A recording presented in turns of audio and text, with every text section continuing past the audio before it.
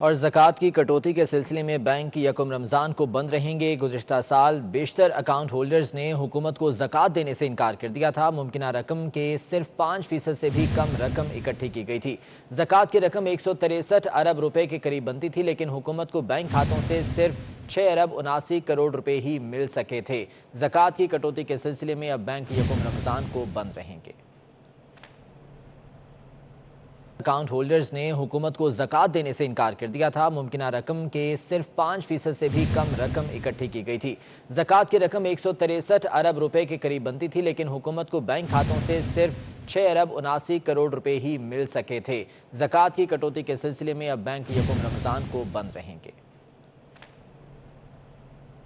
Account holders نے حکومت کو زکوٰۃ دینے سے انکار کر دیا تھا۔ ممکنہ رقم کے صرف 5% سے بھی کم رقم اکٹھی کی گئی تھی۔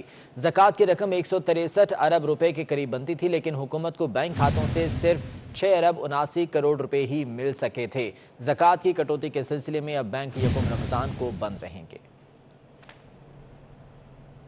اکاؤنٹ ہولڈرز نے حکومت کو زکوٰۃ دینے سے انکار کر دیا تھا۔ ممکنہ رقم کے صرف 5% سے بھی کم رقم اکٹھی کی گئی تھی۔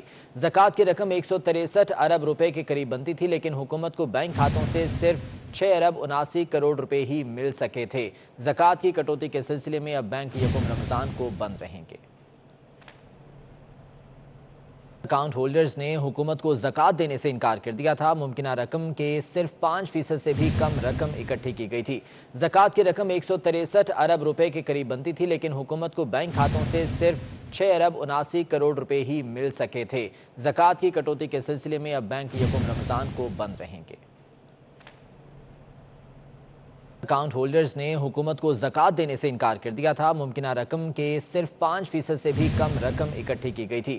زکوٰۃ کی رقم 163 ارب روپے کے قریب بنتی تھی، لیکن حکومت کو بینک کھاتوں سے صرف 6 ارب 79 کروڑ روپے ہی مل سکے تھے۔ زکوٰۃ کی کٹوتی کے سلسلے میں اب بینک یکم رمضان کو بند رہیں گے۔